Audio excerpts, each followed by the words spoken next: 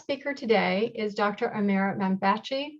Dr. Mambachi is an assistant professor at Johns Hopkins University and is the co-founder and director of Johns Hopkins HEPIAS. Today, his topic is about building a clinically inspired ultrasound innovation hub, the design, development, and clinical validation of ultrasound probes for imaging, therapeutics, sensing, and other applications. Now, please join me in welcoming Dr. Mambachi. Thank you, Wanda. Also, thank you to Vana and Dr. Davis for the invitation.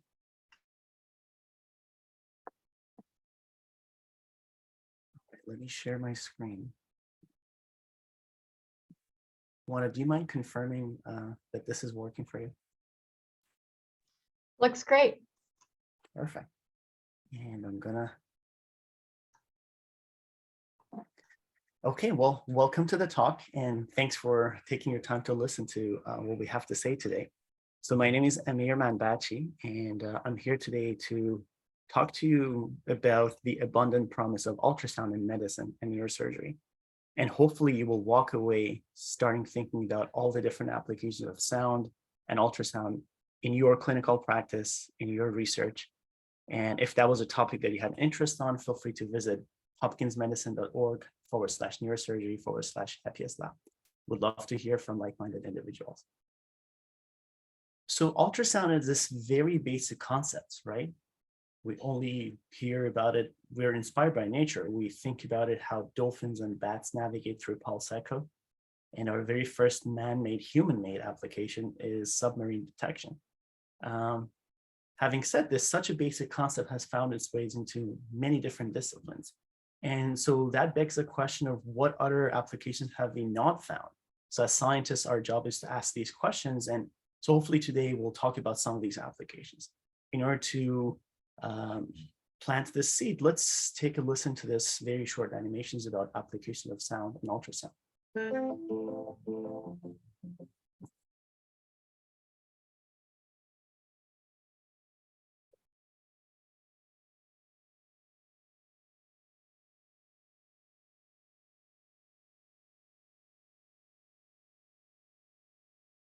Okay, if that's something that interests you, we do have a 1-hour audiobook on Audible that we would love for you to listen on your commute, if you are commuting these days again.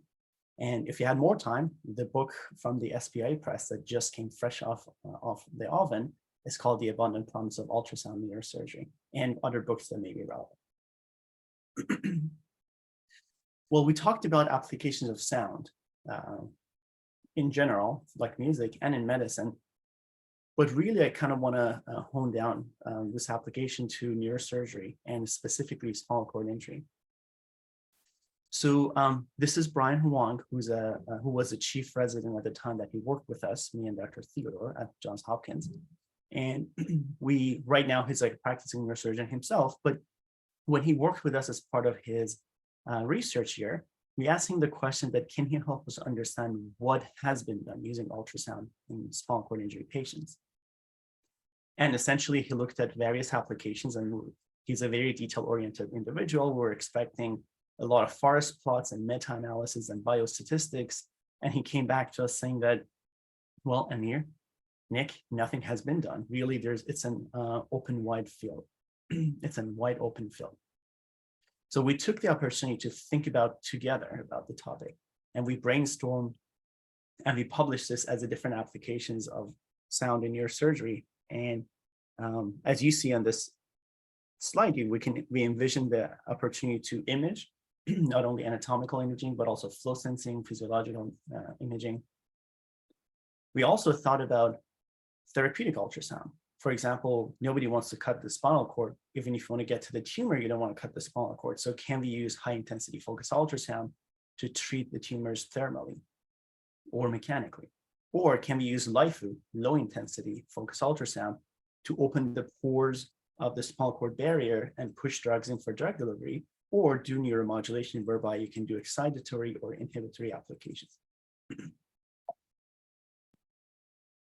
Okay, so don't panic. I have 12 different applications of sound that I want to talk to you about today. but I have done some practice and we will finish on time right at 50 minutes.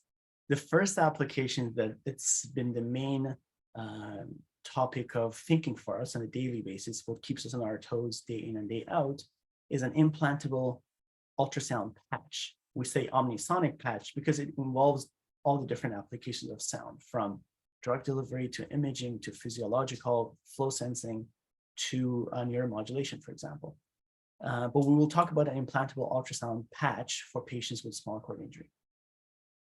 Now, when I'm talking to UMB ICTR, it's important to talk about the clinical translations, but also don't want to take too much time. What's important to note is when there's trauma, specifically neurotrauma, in this case, spinal cord injury, but it's also applicable to stroke, it's applicable to traumatic brain injury.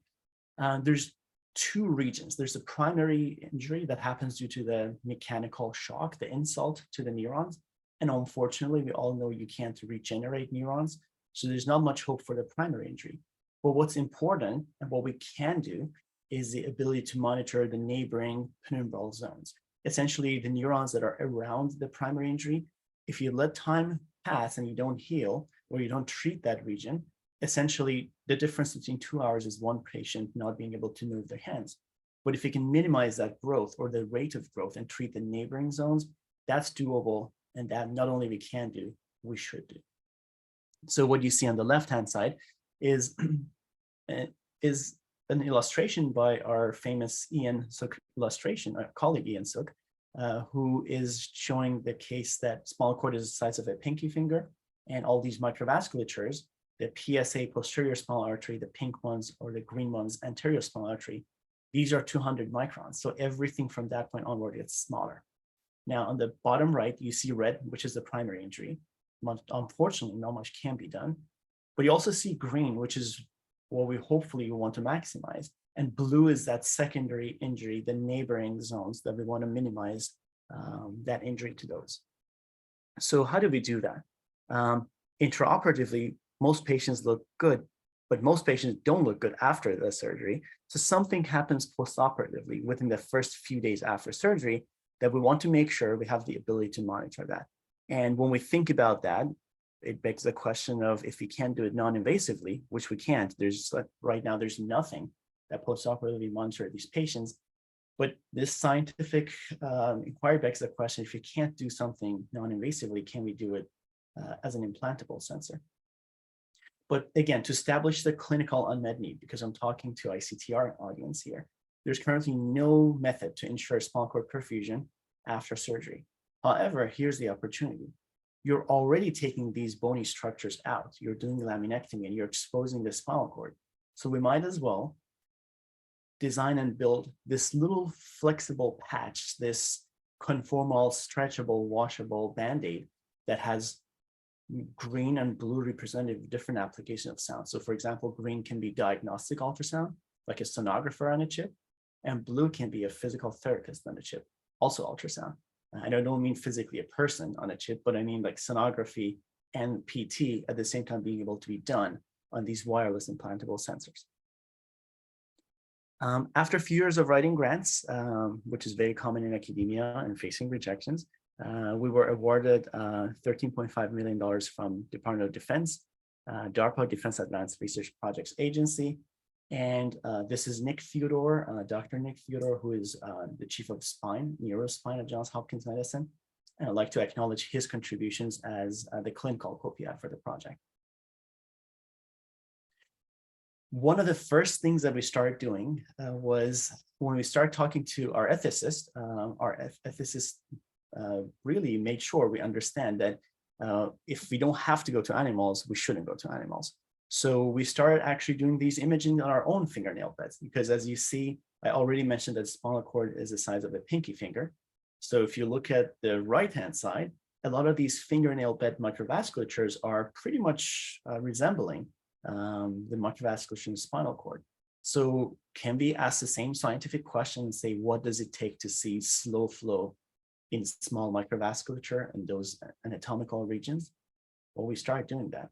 So this slide is the outcome that was published in Microcirculation Journal. It's a result of the work of Dr. Faiba Al-Bakli, our postdoctoral scholar in the lab.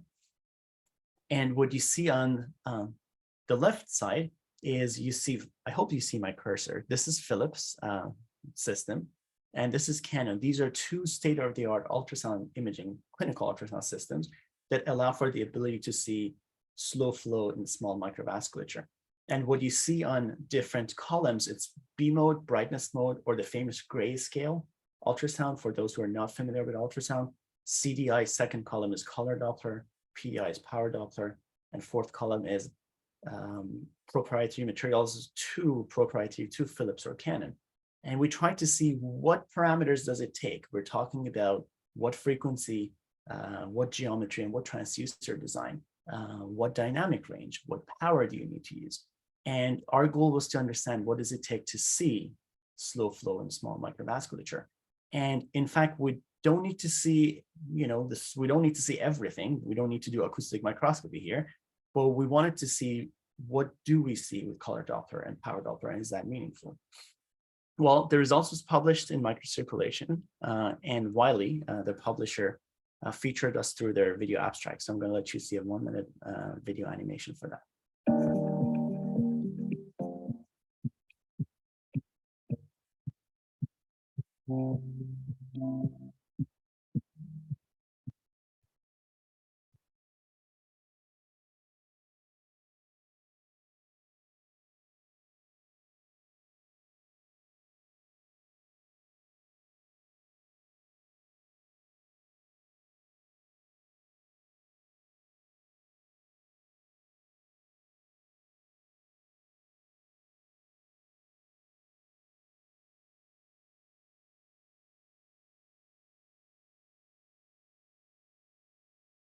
So again, one of the goals of what we do is pushing the boundaries of how small of a microvasculature and how slow of a microflow can be detected with ultrasound. And one of the beauties of what we do as biomedical engineers is that we need to think about the basic science, the fundamentals. We also can do translational work. So we build devices, but also the devices we build are, the design of it is informed by the basic science work we do. In this slide, I'd like to feature Beth Smith, who's our chief sonographer. And while working with her, we've have the ability to go into PICC surgeries. And what you see on the right-hand side is a super microvascular imaging, both axial and sagittal, of porcine spinal cord models of spinal cord injury. Okay, so hopefully by now I've established the clinical need for spinal cord injury, and there's a need for postoperative monitoring. Well, the only thing I've said so far about our solution concept is that it may not be a bad idea to have an implantable sensor. Let's take a look at this animation to see what our solution concept may be.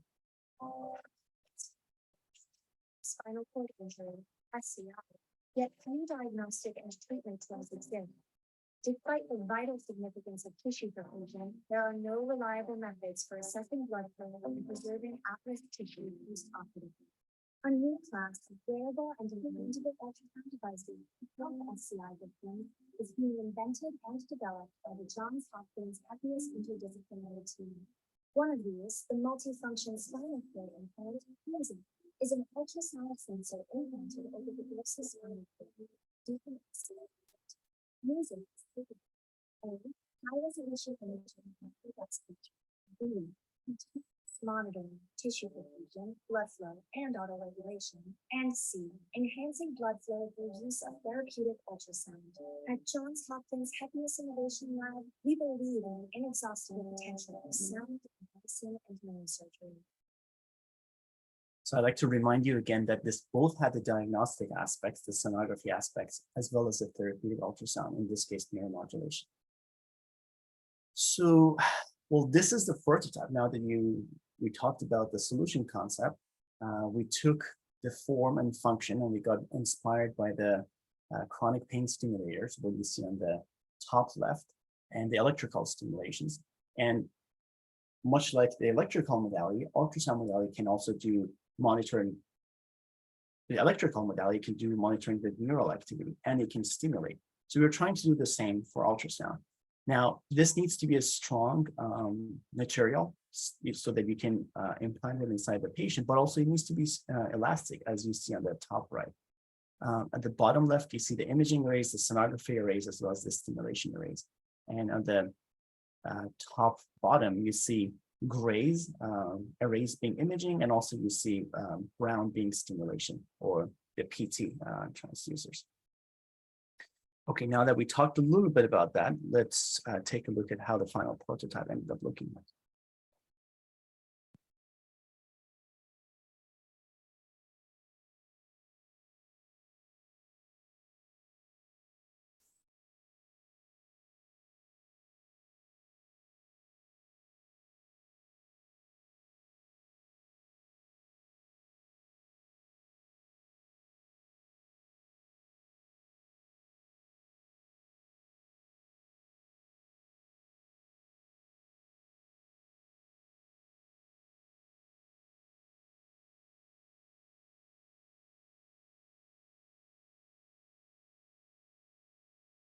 Okay, before I move on any further, I'd like to acknowledge the contribution of Sonic Concepts, a company in the West Coast that allowed us to have an elegant design. An ultrasound transducer has beautiful performing piezo stacks. And I also like to mention, that I should have mentioned earlier, that we are going to see some cadaver and animal surgeries and some blood. Okay, now this slide is a new announcement that's for the first time that I'm making this public announcement. As of 2 business days ago, our interactions with FDA resulted in FDA acknowledging us for the music implant as a breakthrough medical device. So we were granted the breakthrough designation path, and we're very excited to work with both the radiology division and neurosurgery divisions, and we're ready to go to the moon. Okay, now that we established the hardware development, I'd like to take a moment to talk about the software development.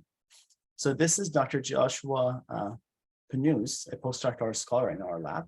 And what you see on the top right is Josh working with Dr. Theodore in a PIC surgery right before the PIC surgery. As you see at the top of the bottom right, you see the implant going inside the patient, in this case, a PIC surgery, and everything gets closed off, and there's this small wire that comes off, which in long term we want to even make that wireless. So what you see at the bottom left is the raw data from various channels. We talked about how we have a lot of imaging arrays. What you see here is between 6 microseconds to 14 microseconds, all the raw data that comes off of this. Well, does this mean anything? As it is, we have to do beamforming, we have to do post-processing, and we have to understand what does it take to be able to enhance our image quality, because, ultrasound is a hard modality to read. And that's even the case for trained radiologists. The last thing you want to do is you want to put this, the patient at risk, or add to the burden of the surgeon to even have one more thing to do. So we want to give surgeons insights, not more information or data dump. And so that's what Josh does with us all day long. And I also like to acknowledge Avisha Kumar, who's our electrical engineering PhD student, who through numerical modeling and computer simulations is trying to help us understand the optimal placement of this implant. So she does these modelings in Wave 3000 and K-Wave, 2 different simulation packages she's been using. And you see how the ultrasound wave propagates through the blood, dura, CSF, small cord, and hematoma. And that's important for us to know, not only for imaging, but specifically, particularly for therapeutic ultrasound. The last thing you want to do is to neuromodulate or ablate the wrong place. So what both Josh and Avisha do matters. So hopefully that's a nice transition from hardware to software. Now let's continue with some of the verifications and validation applications we have going on. So again, this is a result of what Josh does in the lab. So on the top left, you see a water tank with a string that moves through attachment to a motor there. And this motor allows different waveforms, waveform shapes and velocities to be seen through that string. And so what you see on the bottom left is a music implant placed over the string. And what you see on the right-hand side is the ability to see 10 centimeter per square, and also 15 centimeter per square, whether it's, in the plane or out the plane. And these values, 10 centimeter per second or 14, 15 centimeter per second, are physiologically relevant. Once we did the engineering verification benchtop, we've moved to do rad surgeries of the music implant. And what you see is the music imaging ray, being able to look at the spinal cord of rats, spinal cord injury models. Then we move to PIC surgeries. And I'd like to show you our happiest X moments in the PIC surgeries. Okay, music device going in. 3, 2, 1.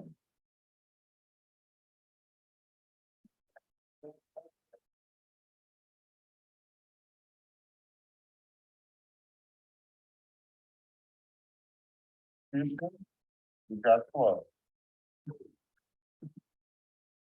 Great. So final thing I wanted to mention is when we have our imaging array, music implant, we need to compare the imaging modalities with established ultrasound transducers in the field. So what you see on the left-hand side is Canon, established imaging system. And what you see on the right-hand side is music. Although the image quality is not comparable, the ability to see hematoma through an untrained eye is something I want to point out here. I'd like to take a moment to acknowledge the clinical team that really has helped us be able to do PIC surgeries on a monthly basis and rad surgeries on a weekly basis. And what you see at the bottom right is our impactor that allows for causing injury to the spinal cord when needed. I also like to acknowledge our fabrication engineers, both Constantine Smith and our mechanical engineering undergraduate RA, Kayla Robinson. We're able to build a spinal cord impactor as well as a rail system that allows us to place this music in the right place and be able to move it up and down and left and right, be able to take it out when need be. All right, I mentioned that we've been talking to FDA and regulatory consultants. One thing they mentioned to us is that we need to think long and hard about the applications of music as a wearable. We don't want to go to an implantable right away, especially if it has more specifications and more considerations. There's more safety and risk considerations to think about. So we have been thinking about, can ultrasound, both anatomically and physiologically, functional imaging and structural imaging, be able to see blood flow? And this is Alexei Kustavoitel, one of the critical care medicine doctors we work with. And he's been telling us there are applications that we care about. You do want to know which patient is bleeding more and in which areas. And that's, for example, the case for patient triage, for example, for emergency medicines, emergency departments. You do want to know which patient is bleeding more and what is the blood flow of that patient. And based on that, you can triage. Based on that, there are other applications that may or may not be necessarily just limited to medicine. And we've been thinking about another application that I'd like to feature in our next slide. So let's take a listen to another 1-minute animation. There may be some indications of violence in this animation. So a little bit of a heads up. Let's talk about mass shootings. When first responders arrive, stress and ambiguity can result in inefficient triage, and as a result, excessive death. Wouldn't it be helpful for first responders to be able to triage patients using a smart ultrasound wearable patch, capable of detecting blood flow and pressure?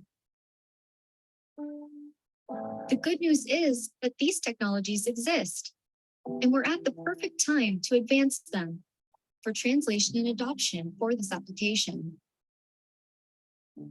Sensors and flow sensing ultrasound allow for monitoring of patient vitals. Continuous monitoring offers the ability to maintain patient prioritization over time. These data can be used to improve speed, quantity, and efficacy of life-saving interventions.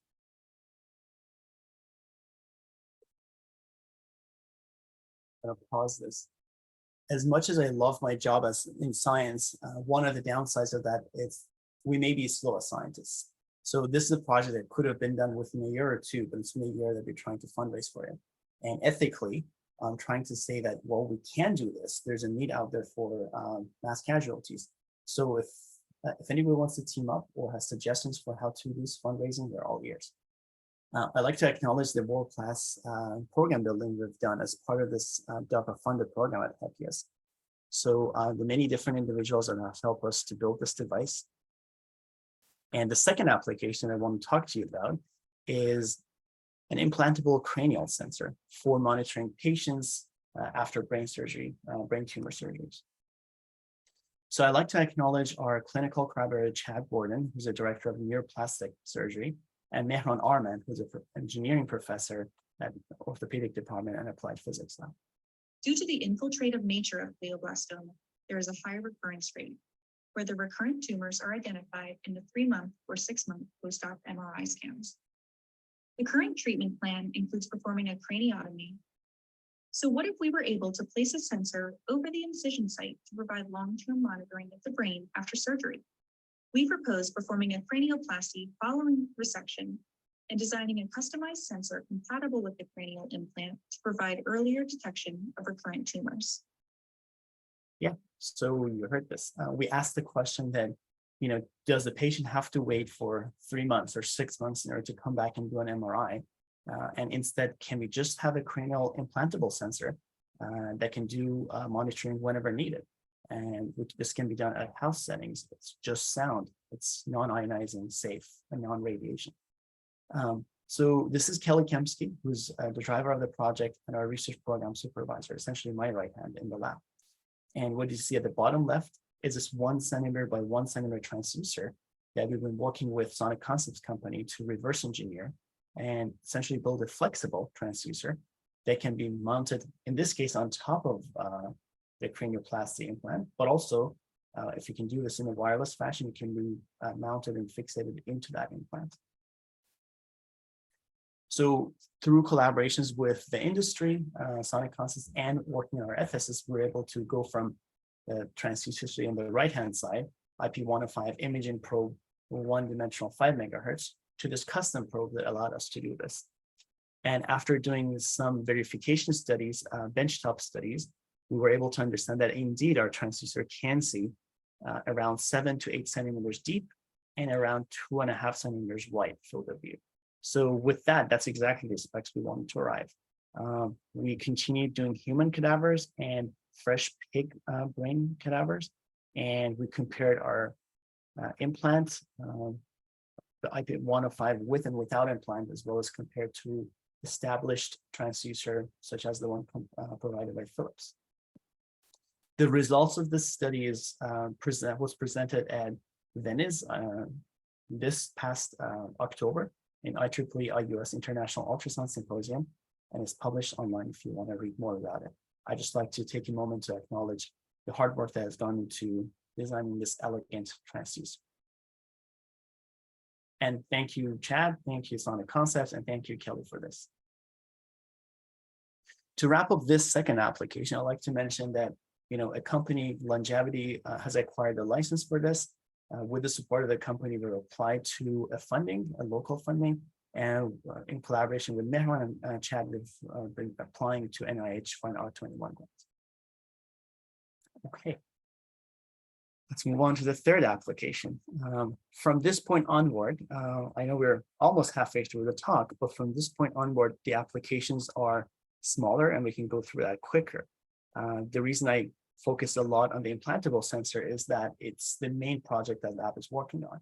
From this point onward, I'd like to take a moment to acknowledge the people in the lab who are working on projects as well as what they do. So hopefully the application can go faster. Third application is a commonly known problem in medicine, foreign body objects. And we like to think there's an automatic detection approach that we can do to help with this problem. This is Dr. Judy Wong, our Vice Chair of Neurosurgery. And through her, we learned that cotton balls, when they're soaked in the blood, it's really hard to distinguish between brain, blood, and cotton balls. So she came to us asking for us engineers to be their problem solvers.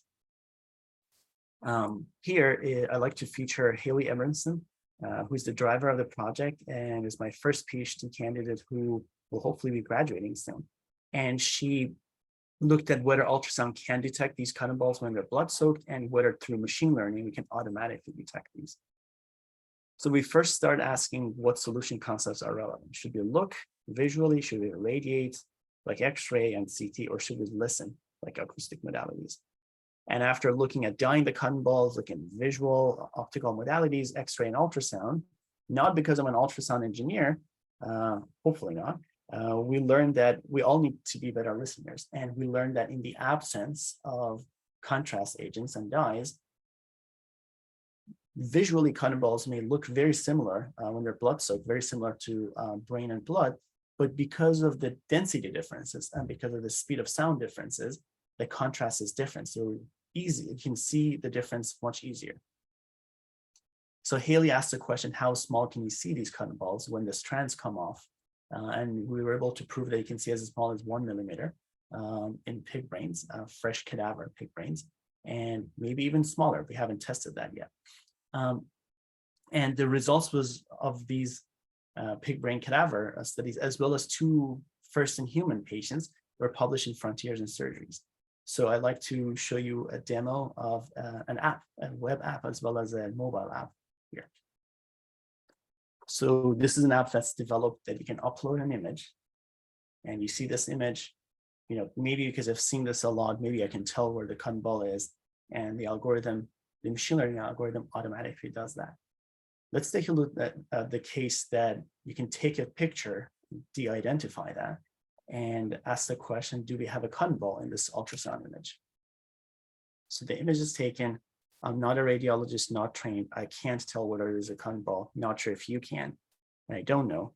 Well, let's see that the machine learning algorithm can tell us. We're going to know very soon. Indeed, we have one.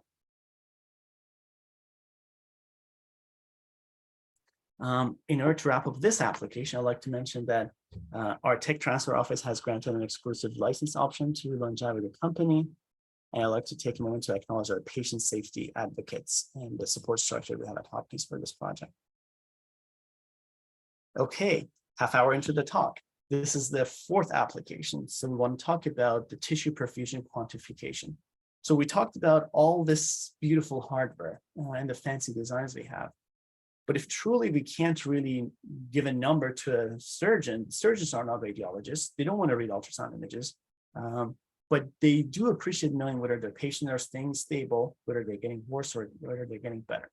So tissue perfusion quantification, going from ultrasound images of microvasculature, has been a topic of interest for our lab. So this is the result of the work that we did last year with Kelly, essentially going from ultrasound images of microvasculatures to velocity waveforms as a function of time. Then this year, Dennis Rutkevich, one of our MD PhD candidates in the lab, took this project and took it to the next level. He essentially has been looking at morphological segmentation and the ability to, when you look at the velocity and radius, to go to flow rate. And since there's no such a thing out there for a clinician to understand, there's no number they can see for their patients postoperatively.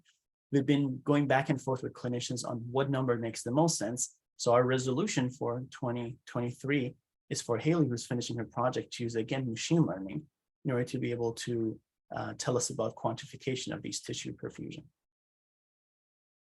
So what you see here is the music implant being placed epidurally on top of the spinal cord. You get to see a color Doppler, for example, of spinal cord. And through machine learning and through looking at different dimensions, very mathematically heavy PhD thesis that Haley has, we want to make sure we provide the information to the surgeon that whether their patient condition is stable, getting worse, or getting better. In the interest of time, this was rushed, so I'm happy to take any questions offline about this.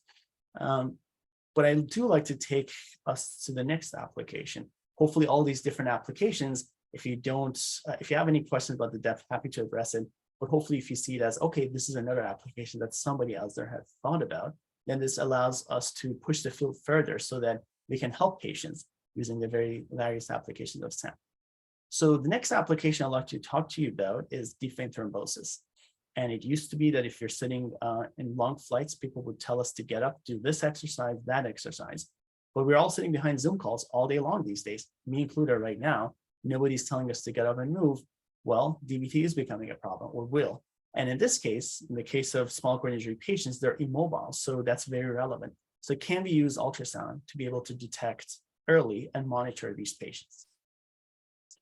In order to establish the clinical unmet need, let's take a listen to what Dr. Postavoita, who I introduced earlier, has to say about this problem. When I was an intern, still barely started my was a young man in his 40s who broke his lower leg, and it there went home to tell the acute swelling of his lower extremity, which was due to venous thrombosis. Went into the hospital before that. So I was talking to them. He became unconscious, did all cardiac arrest. And despite all our efforts, that I can still remember vividly talking to him, and all of a sudden he's gone. It's just okay. Okay, let's see what solution concepts we have in mind for this.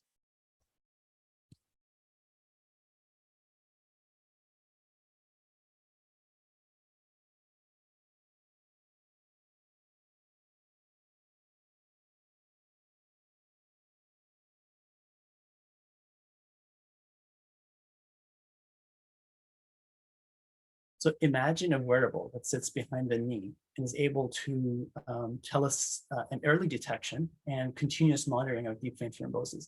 There's no such a thing out there. And I cannot believe that it's 2022 and out of 900,000 patients that have DVT, deep vein thrombosis, a lot of them go undiagnosed and about 100,000 of them die in the US. So once we talked about our solution concept, thanks to Haley, we've had some preliminary data that allows us to understand that indeed we can use ultrasound to detect turbulence. And so we published our preliminary data in Design of Medical Devices. Haley Abramson got a Design of Medical Devices award in that conference. We secured $100,000 through the Hopkins Discovery Award, and we formed a team with applied physics staff in order to be able to build the first prototype for this. This is our very first prototype, and what you see on the bottom right is the ability for this, wired version of this prototype to be sitting behind the knee. And we look forward to seeing what kind of images we can get after software development. Okay, moving on quickly to the 6 applications. One of the beauties of ultrasound is its ability to monitor elasticity of the tissue. So ultrasound elastography is specific for spinal cord injury patients may have applications that are worthwhile pausing on. So let me introduce you to Max Kerensky, our DME PhD student, second-year student in the lab, and why he's doing what he's doing with us. I can literally stand here today thanks to Johns Hopkins Medicine. At birth, I had indications of tethered spinal cord syndrome, but with conflicting reports on when or if I should undergo a detethering surgery, my parents knew to send my case to the world's leader, Hopkins Pediatric Neurosurgery. And as a file on Dr. Ben Carson's desk, he suggested to go forth with the procedure, which gave me a full and healthy life. However, others to this day are not as fortunate, with the diagnosis in occult cases remaining highly subjective. A beneficiary of Hopkins Pass, I worked with experts, including Drs. Theodore, Monbacci, and Doc Ford, to create the future of Hopkins medicine, equipped to quantify tension across spinal cords. So Max was 2 years old. He was here as a patient, and now as a 22-year-old, or plus and minus 1 year, he's back here to help us create the future of medicine. So this animation serves to tell you what he's trying to do.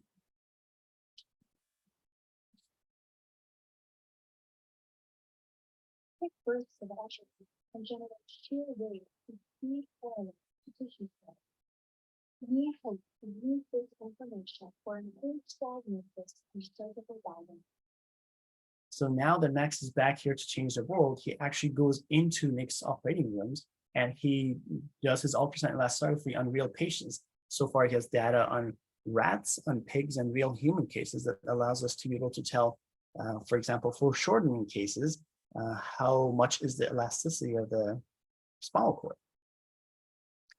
A little bit of heads up in terms of we're showing cadavers and a spinal cord that is being stretched. And when you stretch the spinal cord, we're trying to see whether ultrasound elastography has the ability to tell when this elasticity changes.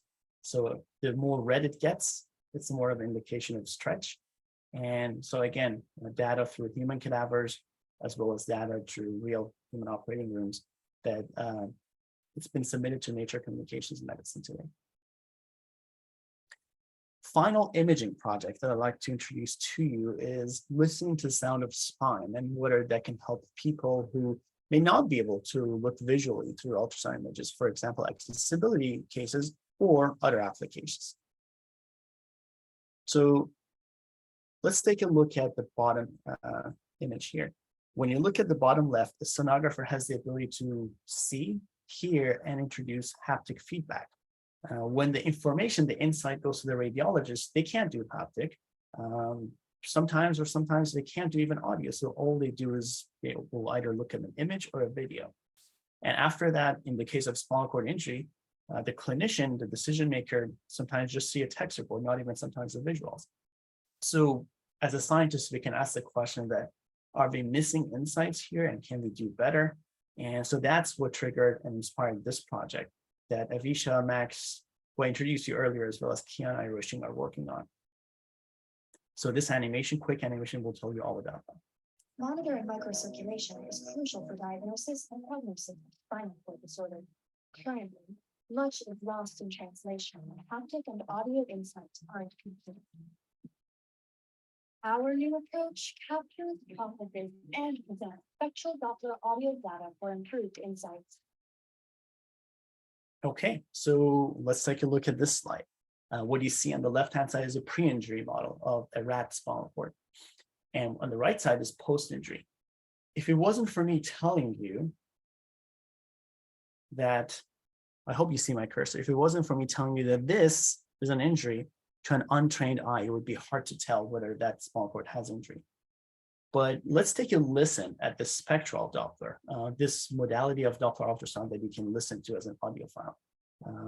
Let's take a listen, and to my ears, it's much easier to understand the difference between a healthy and unhealthy spinal cord. So my biased opinion is easier to listen as opposed to see. Let's see what you think. This is healthy. This is healthy spinal cord followed by unhealthy.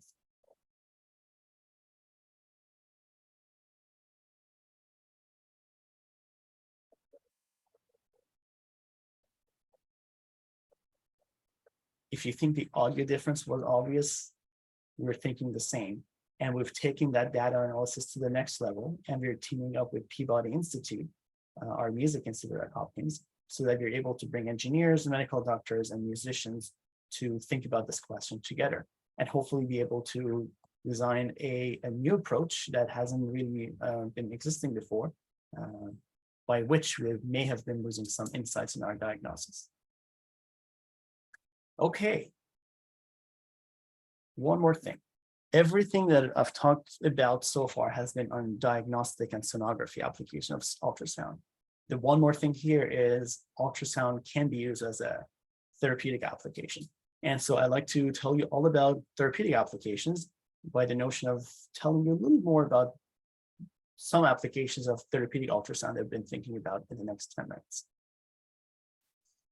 So the first thing I'd like to talk about is that focused ultrasound treatments are gaining interest because it has the ability to non-invasively treat patients. And there's this really interesting book by John Grisham, if you want to read more about that. And I know University of Maryland has the InsightTech system that allows for a lot of patient care as well as clinical practice as well as research empowers that. At Hopkins, Betty Tyler, Yusuf Saminpour, and myself, joined by Kelly Kempsky, Joshua Fanous, and our students have been building a program for focused ultrasound very recently that we meet weekly, and we're starting to think about different projects that you'll hear next. I already mentioned that focused ultrasound is gaining wide spread, and people are gaining that interest. But really, for example, if you want to look at blood-brain barrier opening, one famous applications for focused ultrasound, there's no standardization in terms of what parameters to use. So in this study, Rasika Tombre and Griffin Mess asked the question of, can we look into literature and see what parameters are used, what power, what pressure, what duty cycle, and what transducers were used? And so we try to write this and submit this paper that aims towards standardization of using focused ultrasound for drug delivery. And as of yesterday, it was accepted into Frontiers in Oncology. I mentioned about Griffin Mess in the last manuscript that was just accepted. And so Griffin Mess, after graduating from his Hopkins BME Masters, he joined the lab as a research scientist, and in collaboration with him and Betty Tyler, we've acquired an RK50 system that allows us to do non-invasive focused ultrasound studies in small rodents. One of the applications that's dear to his heart is sonodynamic therapy. Let me introduce you to that concept.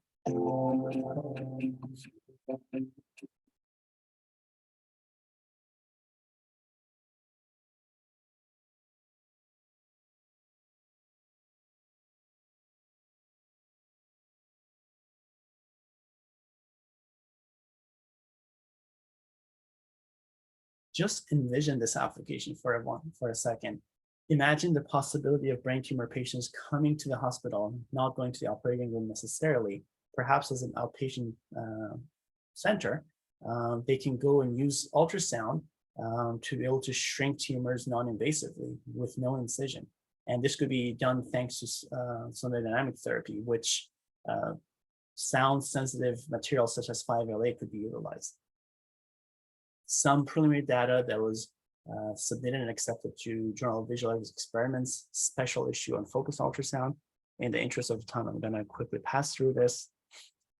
I'd like to tell you 3 more quick examples of how therapeutic ultrasound can be used. The first one is how focused ultrasound can be used to do neuromodulation. And so, as much as I mentioned, this is an exciting field and it's gaining widespread interest, we don't really know fundamentally how and why do neurons interact with sound. So once you sonicate a neuron, we don't know what happens on a fundamental level. So who would be a better person to study this effect than an electrical engineering PhD student? So here I'd like to introduce you to Guoxing Liang, who has been placing these neurons in multi-wall plates and been placing it on devices that allows you to monitor the neural activity when neurons are sonicated.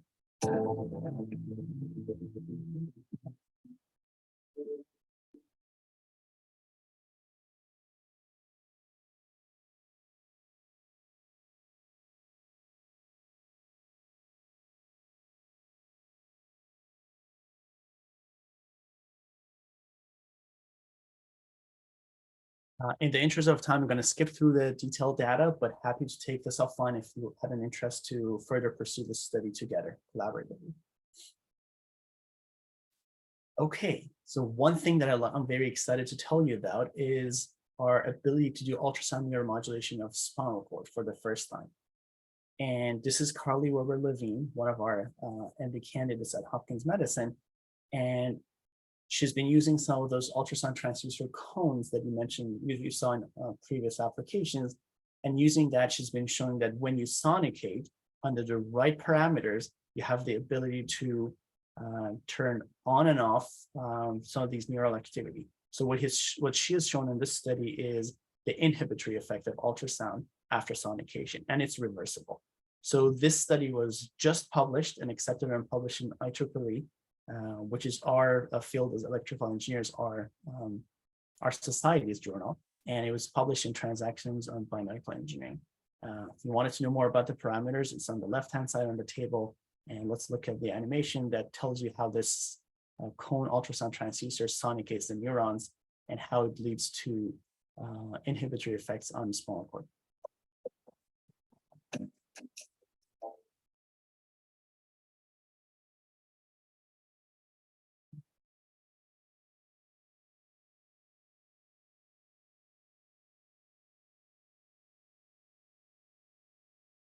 All right.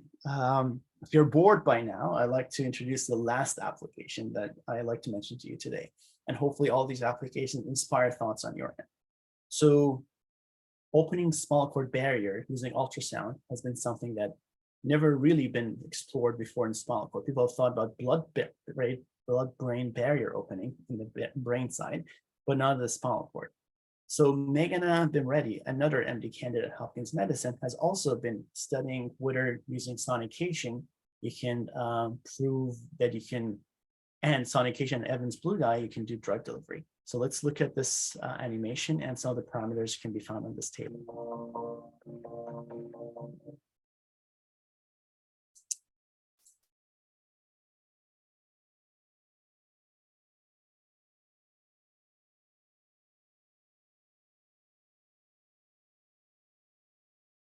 Okay, I'd like to wrap up the talk by mentioning that it's really hard to keep up with the pace of a DARPA heart program, which was the implantable ultrasound sensor for spinal cord injury patients.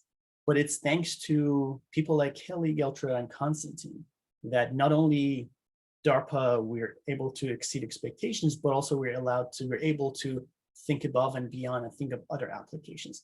So definitely all these projects keep us on our toes on a day in, day out basis. But if it wasn't for Kelly, Geltra, and Constantine, we wouldn't be able to do this. Also, I'd like to take a moment to acknowledge Laura Roy, whose beautiful animations you most likely enjoyed today. Cindy Haynes, Clinton, Ramsundar, and Sean Frankowiak, without whom we wouldn't be able to have the lab and function smoothly. And lastly, I'd like to acknowledge our tech transfer office for the ability to help us manage a relatively large patent portfolio. And finally, this lab and this talk is by no means the result of one person. It's the collective effort of everybody who comes in and day out and are able to think about this project on a minute-to-minute basis. And I'm very thankful to be surrounded by these amazing, brilliant individuals. I can't show you enough of these photos because these amazing individuals deserve to have fun as well as they're working hard. And with that, I'd like to take a moment to acknowledge everybody who supported us financially and non-financially. And I'd like to show you the last animation of the day, which summarizes all the different applications of sound you heard. It's in draft setting, so it may not be fully complete, but hopefully it does the justice.